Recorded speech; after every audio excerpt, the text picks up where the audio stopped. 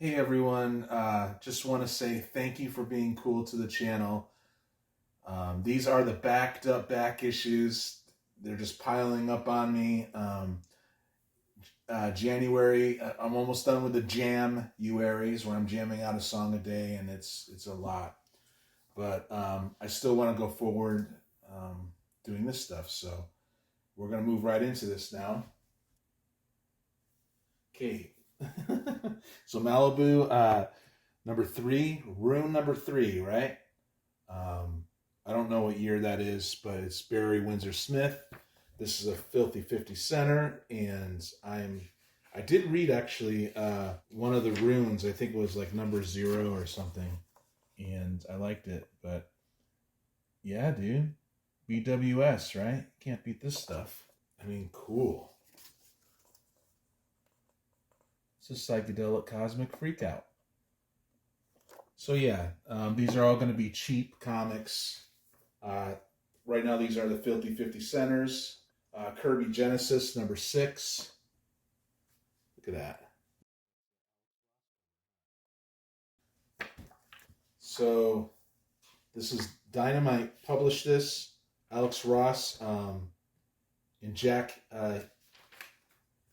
Herbert. So it's not strictly Alex Ross, but it looks cool to me. So for 50 cents, I was like, yeah, I'll do that. I missed this, and somehow I was reading comics in 2012, so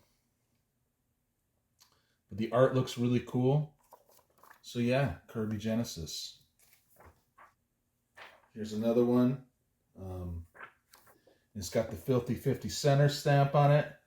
Roger, if you're watching, Metarog, I still got to do the trick with the lighter fluid to remove those. I have so many of those that when I see them, I normally stop picking them up. That's pretty cool, huh? Cool cover. Kirby Genesis.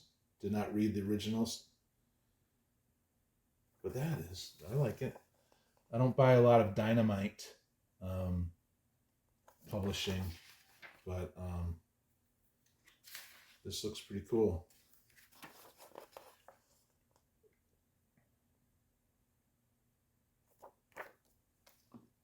Okay, so 1994's Supergirls number 2. It's a mini series, and I'm going to start collecting Supergirl and Power Girl and stuff like that when I see it. And I like Roger Stern. I know this is during the era of the death of Superman and all that stuff, but yeah, I dig it. I like it. Starting to get into it. I never got really into the Superman stuff. I just read I've been reading comics again, thankfully. I'm squeezing that in, and I don't know. One of the modern comics had Batman doing a freaking martial art move on her, and I just think that sucks. Okay, 1983. Camelot number 8. I got it for the Brian Bolin art. As you guys know, I'm going through a Judge Dredd phase, and yeah, so if I'm gonna get some Bolin art on the cheap, I'm just gonna go for it. So this was another 50 center, I think, unless I got this at a claim sale for cheap comic collector. I don't remember. All this stuff's just I just threw it together and.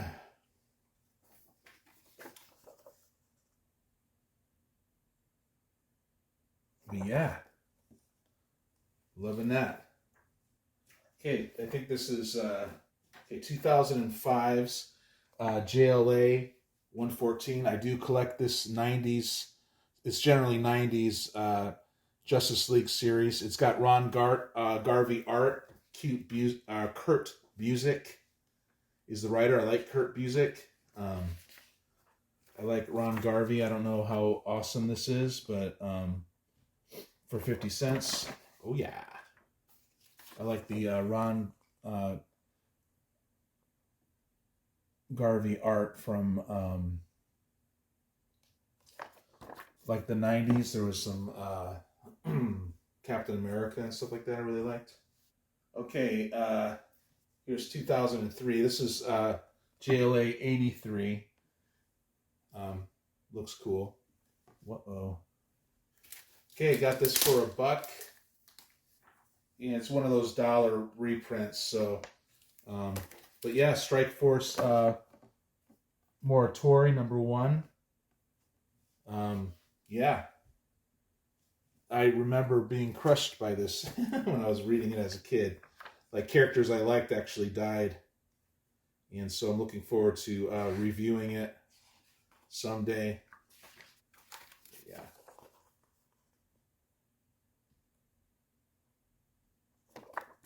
Some cool stuff there. 1989's Submariner #12. I just like getting comics, big two stuff from the 80s. I know the late 80s they're kind of fading away, but that was a 50 cent, I think. No, I think this was $1 maybe. But it's high grade, and got Rich Buckler art inside.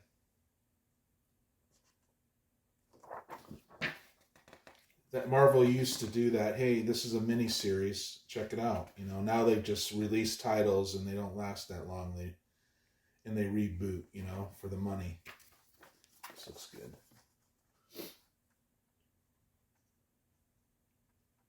It's just a marketing ploy. To constantly reboot their characters. That sucks. I like the old legacy numberings. Okay, so 1991's Namer #14. John Byrne pretty much did everything in here. I think he wrote it, drew it, did the lettering. Pretty cool stuff, I guess. I like his stuff from the 80s a little better. I think maybe he burnt himself out, but he was so awesome in the 80s, in the late 70s, that that dude forever gets a pass from me, man. From me, I mean. So it's pretty cool. I think I got this for $1. I might have spent too much on it. I love getting stuff for 50 cents, but I do love spending money on filling in gaps too, Okay, 1984's Warp #15. First publishing. I think that's a cool cover. Jerry Bingham art within. I like it. Someone was commenting on a lot of the 80s indies as low brow, meaning it's not as sophisticated and intelligent and stuff, but there's something about the flow of the comics that I enjoy. And I do like lowbrow stuff. I think it's entertaining. But yeah, this is probably someone ripping off Ghost Rider, right? Or something. Okay, 1987 Cyforce, #4. You could get these everywhere on the cheap. I like getting them in high grade. And they do bring back memories for me when I was a kid. Flipping through these. I don't remember them, but I'm going to read Cyforce. Or PSI. I think it's Cyforce, not PSI, but I want to read Cy Lords too from Valiant Comics. But I like some of this new Universe banner stuff. They could have done some more with it, but oh well. Like I said, these are all just going to be random comics. I don't even know if I should open them all. Okay, so this is late 80s Punisher War Journal #25. I don't take Punisher for granted anymore. It's actually a pretty cool character.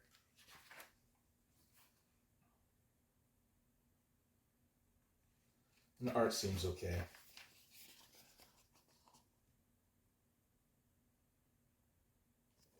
So yeah, that's the War Journal. I got this for, I think I might have spent $1 on that too, man. I think I got them from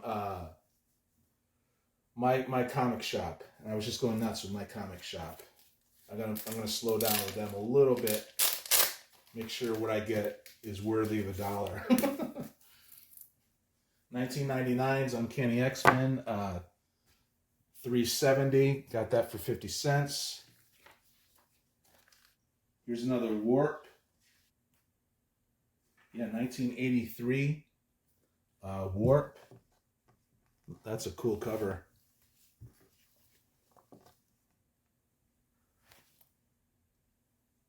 Number 6, all right? Yeah, I can't wait to read Warp. I know my guy Easy, the comic reader, is collecting this stuff too.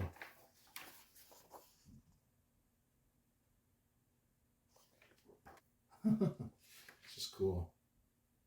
Cool panel layouts. In the 80s, they did it right in the first page, you know.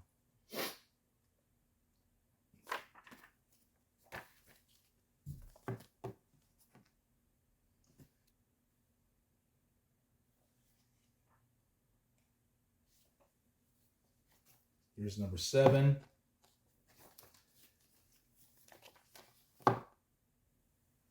Looking good.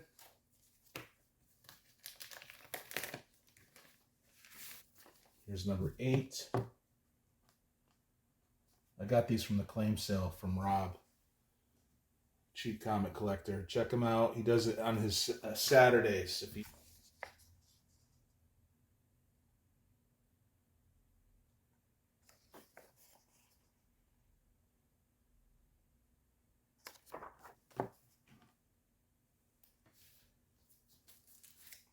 Okay, 1997's Crimson Dawn, number 1. I do like Psylocke. Archangel's pretty cool. I really enjoyed Rick Remender's run, utilizing those two. So I don't mind looking at these, the earlier stories about these two, you know. But yeah, Rick Remender was awesome. And I guess the X office messed with his flow. He had this whole thing mapped out, and they had him rush it. They rushed the plot, you know, the Archangel plot. Pretty cool. It looks good to me. A lot of there's a lot of late 90s that I like from Marvel. I think the Thor title with John Romita Jr. and Dan Jurgens was writing that. That was so cool, and I ended up selling it back in the day. Mark Waid and Ron Garvey, like I already said, the Captain America. Okay, 2004's Fantastic Four, 508. I'm getting mixed reviews. Some people like Wade's run on Fantastic Four. I never read it, and I always wanted to, so I'm collecting it. I guess he was a little heavy-handed with Doctor Doom, if you could believe that. Made him a little too evil, perhaps. But I don't think characters are written consistently from the big two. I don't know, maybe DC's doing a better job these days. That's what I hear, but it's always up and down, you know. DC's always like, we're back with the classic stuff, and it lasts for about a year and a half, and then they're doing something like that they want to do. Or something. 1992's Justice League Europe, 41. That's a filthy 50 center. And if I get this stuff in high grade like this for 50 cents, I just grab it. I need it for my run, and it looks okay.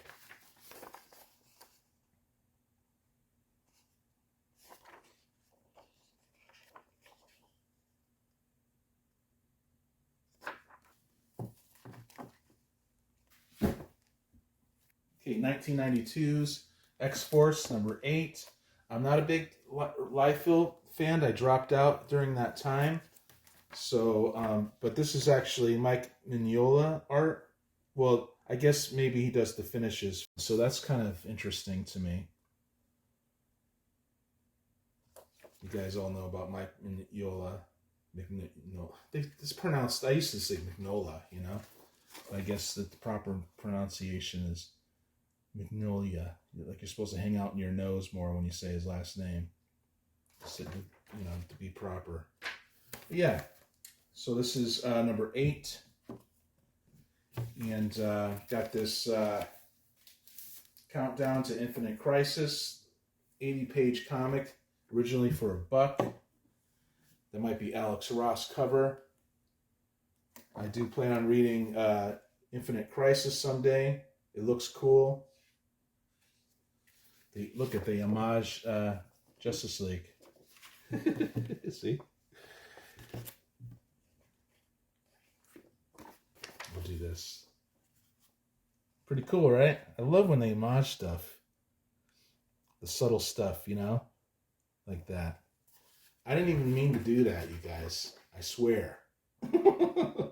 Sometimes I just do these things and they flow together. Like when I did the Batman stuff, when I got that huge haul from Larry, I put up the Frank Miller over here, and then I had one that homaged it, and it just happened, you guys. I didn't plan for it. All right, we'll do another Warp, 1983, number 9, number 9. Number 9. That it looks cool to me. Warp looks really cool. Just open up these random pages and boom.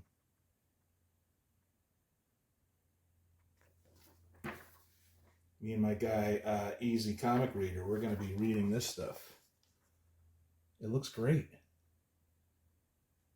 I love the 80s. Yeah, Mike Gustovich did the penciling in this.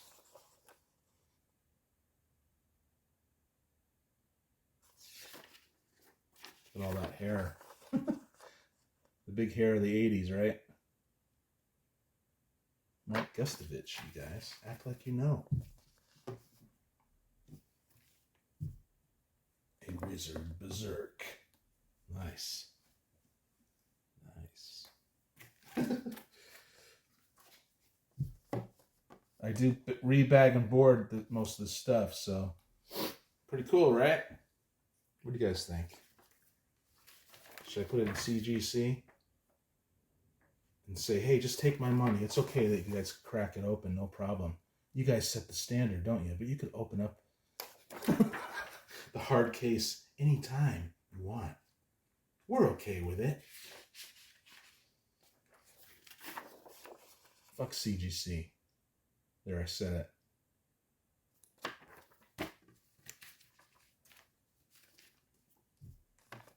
All right. Boom. We got another War Journal. War Journal 27.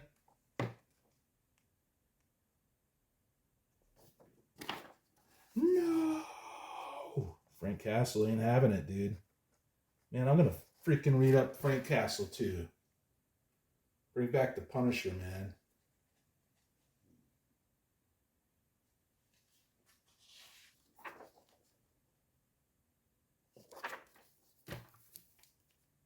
I hear the new stuff's okay, though. I get that from Rockin' Robbie. I don't always agree with Rockin' Robbie, but I like how he does his show. He keeps it 28, Punisher War Journal 28. He keeps it light. And I know people grieve because of the behavior of YouTube. How are we supposed to have a comic book community?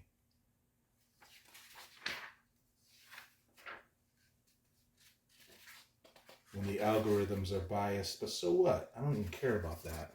I'm happy that I met the people I'm meeting. Pretty cool, right? Okay, we got some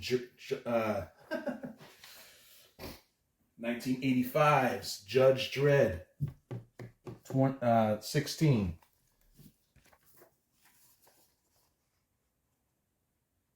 Let's build up a Judge Dredd army. This stuff's okay, actually. Mike McMahon. I like his work, but His earlier work before this, it's almost like he's phoning it in at this point, but I like it still. Don't get me wrong. Dude is freaking talent. I love these backup stories too, just weird backup stories. Anyway, so that's 16, 18. I got these for like $1 each or something. Oh man. 19. Cool. Don't mess with the fucking Judge Dredd, man. Fuck you.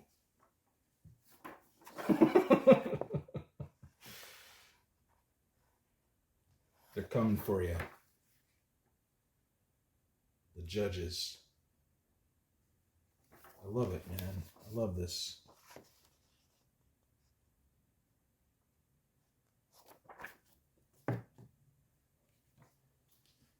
And here's 20.